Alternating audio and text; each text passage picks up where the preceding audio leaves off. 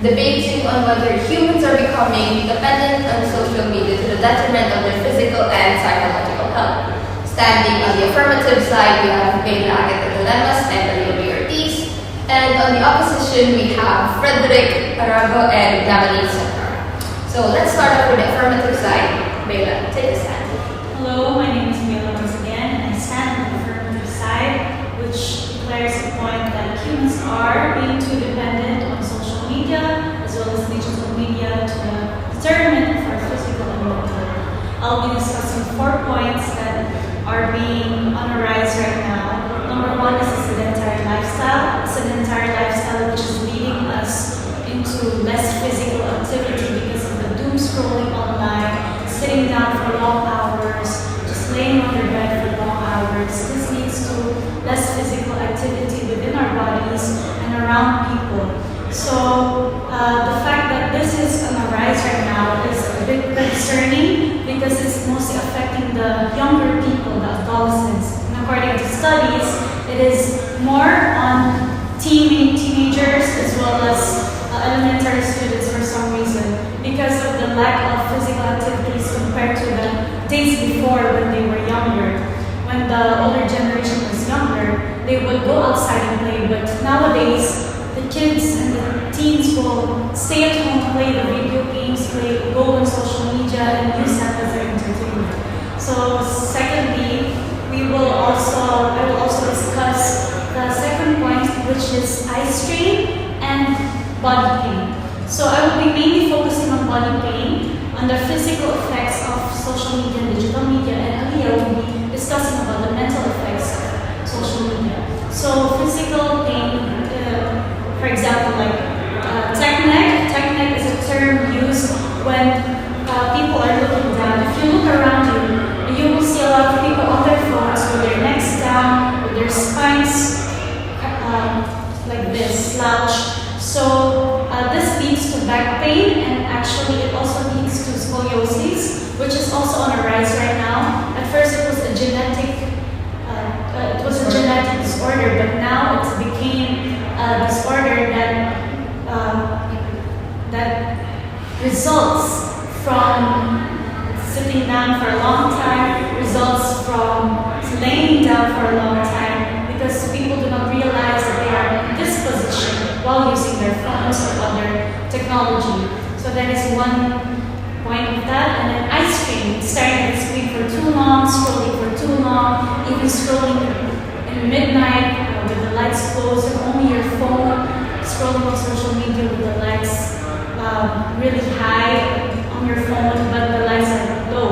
So this causes eye strain, and people are not realizing that blinking is also lessened. So the eye strain is also caused, as well as dry eyes or astigmatism or myopia is also becoming a result from this habit of people.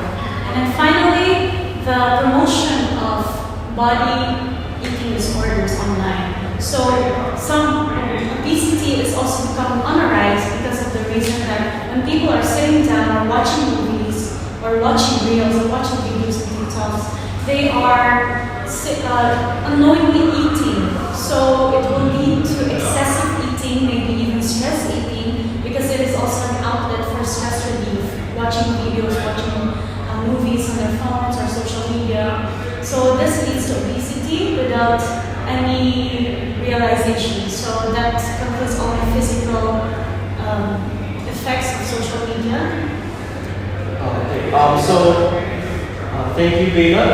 I think what you said is correct, but I think that we should focus more on. I think that we should focus on also to the positive side of social media.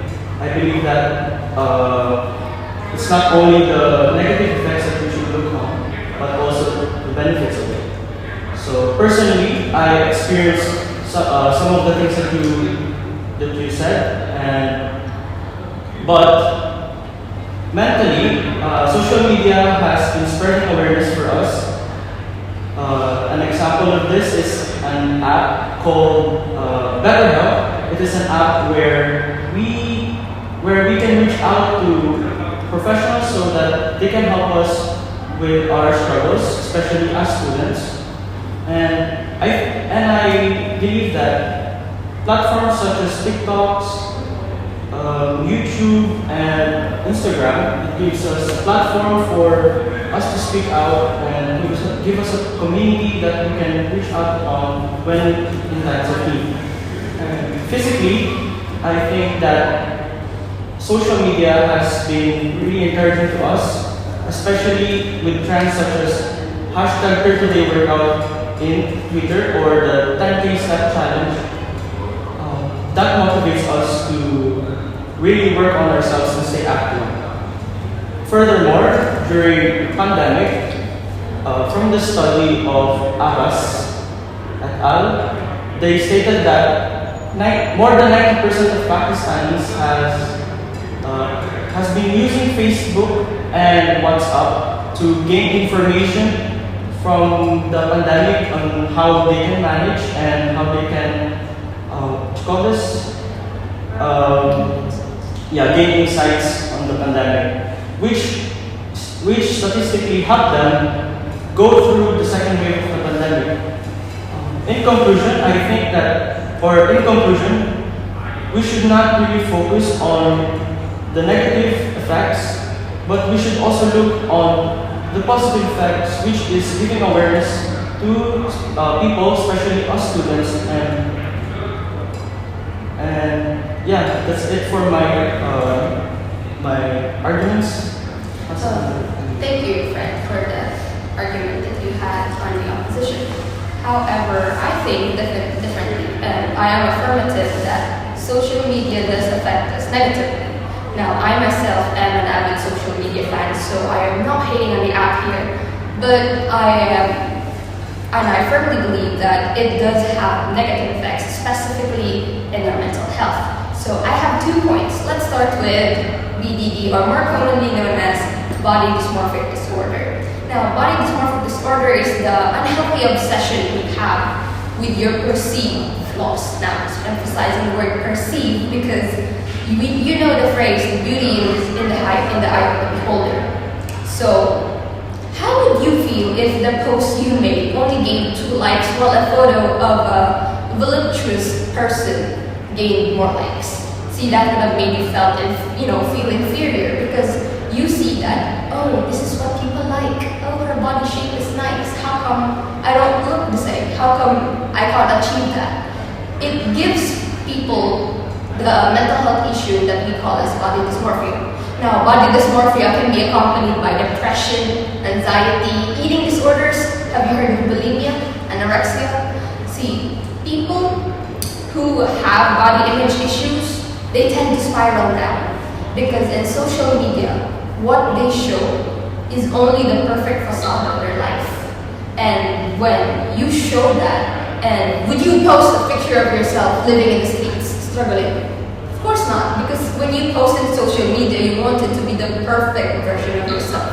Whether you have to do filters, you have to edit out certain images, certain architecture, you want it to be the best it can be. Because in social media, you're showing people the best version of yourself. And behind the screen, the people who are suffering looking at those images, they're gonna think to themselves, oh, this is what they like. Perhaps I should strive to be like them. I'm too skinny, maybe I should gain weight. I'm a bit chubby, maybe I should lose this weight. And that gives them body image issues. And then again, they're gonna spiral down, so that could lead to depression, anxiety. Some people even end up committing suicide. And according to a journal of behavioral health, lots of people, over 50% of adolescents, have body image issues. And next, for my second point, is social media addiction. How long do you spend online? 20 hours. See, that itself is a problem because anything that you spend that much time on is worthy of concern. Do you eat for more than 2 hours? How long do you take your lunch? 3 hours? See, you don't even eat for more than 2 hours, yet how long are you're spending that much time on social media? And once again, according to the Journal of Behavioral Addiction, when you are on social media, it activates the brain's reward system that is also most commonly found than drugs. So you can say that social media has the same effect on you as it does on drugs. But then again, see, social media, like I said, it has undeniable benefits. But at the end of the day, it's the thing that you see on social media. If you take too much time on it, you make it your daily routine that you tend to procrastinate. You forget the things that you have to do in the real world. You focus too much on the digital world that you forget that you have a life outside of it. That itself is a problem. So anything spent times that you spend 6 hours in social media, that's gonna be, a cause of concern. So yes, it does have benefits, but I do think that the mental health effects it has an impact on your health should be a cause of concern. Just a reminder, my name is Naveen Shaker. I'm here to oppose the affirmation side of the topic. So it's reasonable, right? All of this has concerns that showcase mental health or physical health, but more of the statistics and studies showcase that all of the benefits are more immense and more outweigh than most of the effects of the cause of social media.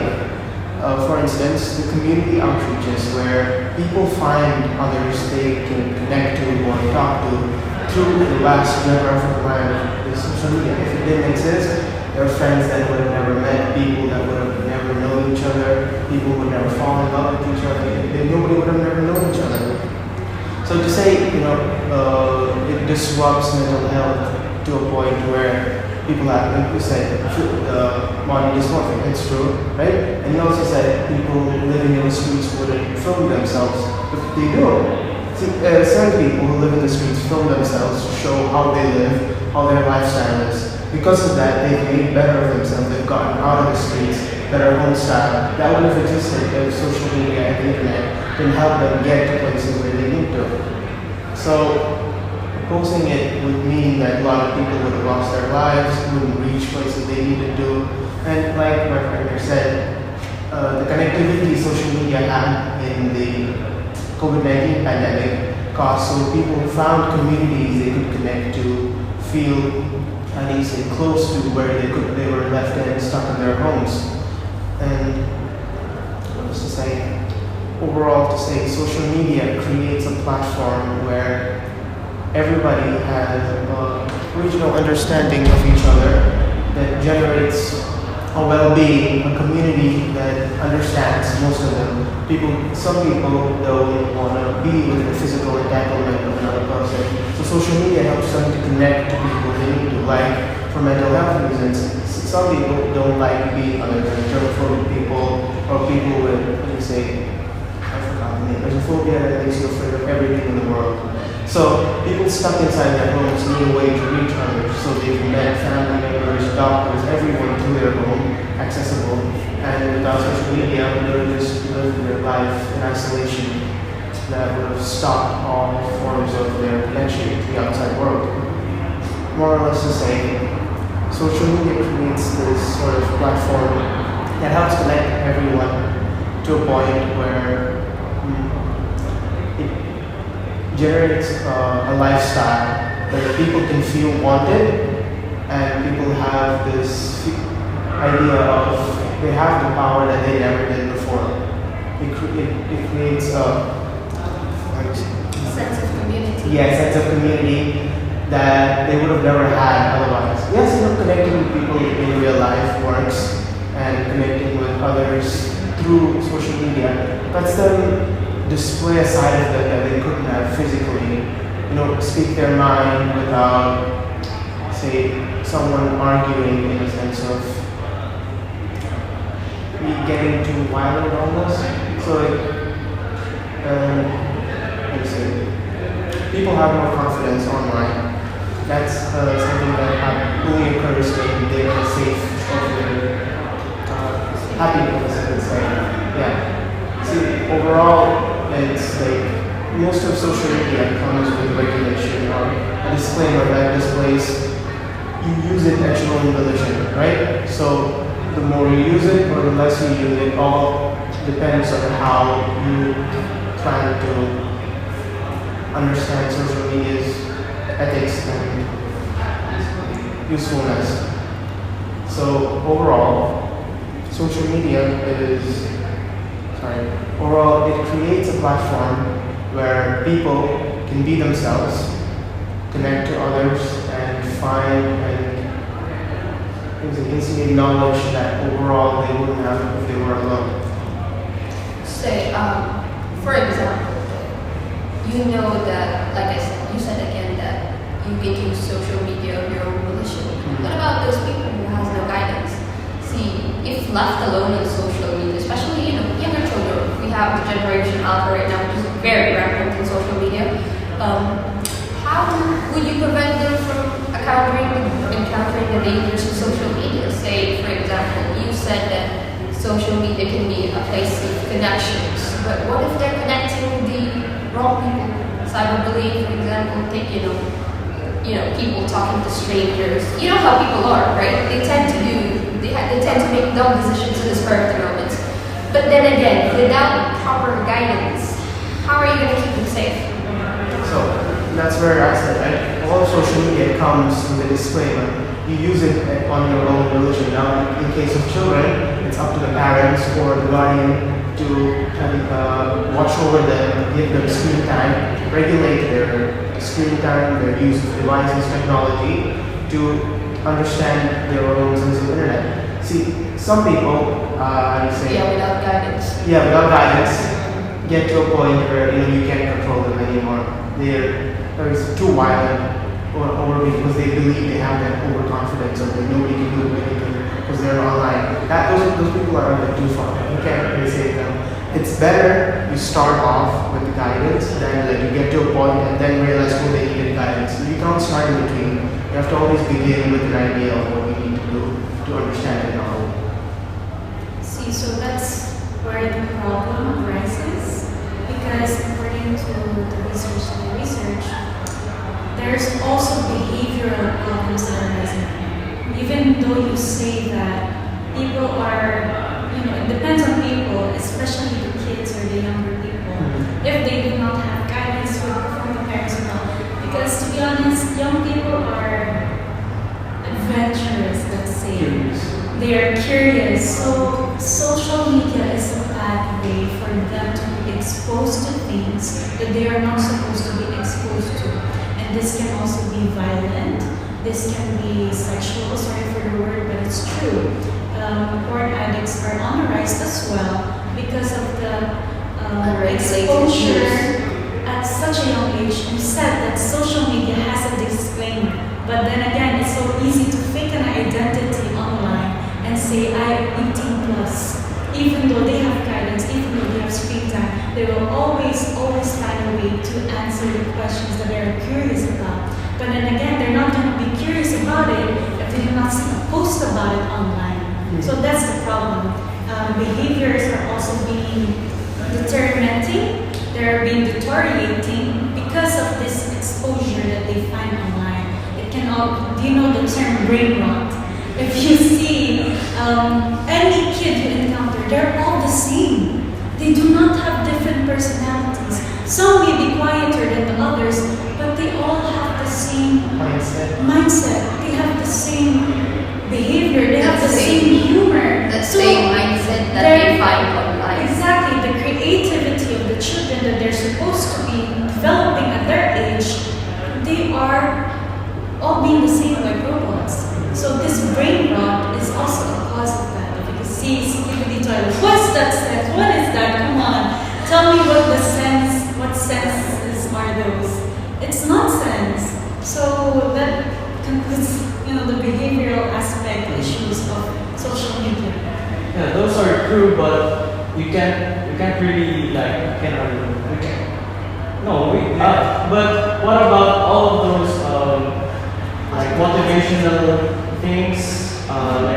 For example, in YouTube, they give tutorials and whatnot that help people who are, for example, having physical health issues, or mental health issues like ADD. In YouTube, you can find people who are giving tips and like motivational speeches, which help a lot of people actually. So what is it like? We can't really not think about those. Okay? It's not always brain rot. Okay, but yeah, I think that parents are a big factor for children who are misusing social media, and that sites like WHO or NAMI helps or spread information for people, and yeah, so Behavioral answer, right?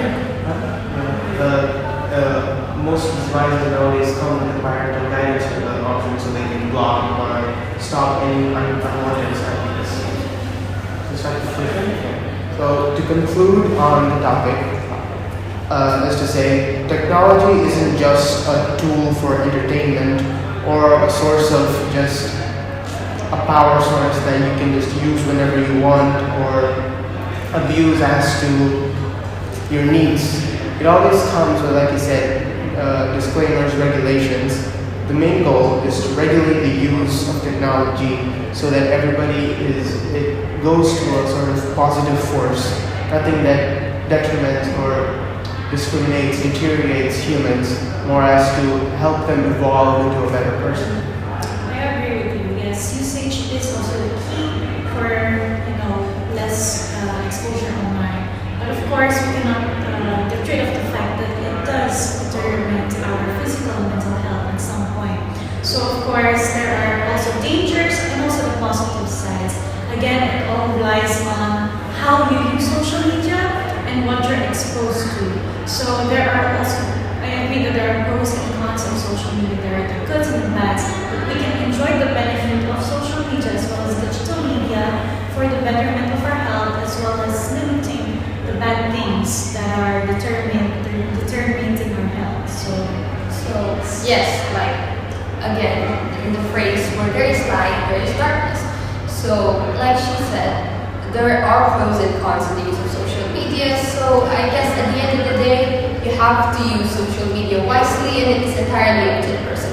See, you can't control us. We're all effectively unique, and so I think we can conclude that social media is a good tool when used in a positive way, and a negative tool when used for to cause chaos and other stuff. I think. Anything else you'd like to say? Nothing. So, okay, very good. And I think that concludes our debate. Once again, we are Group 2 from CC Level 5 CC Level 5 Group 3. I am Nadia May. I am Raymond Dilemas. I'm Frederick.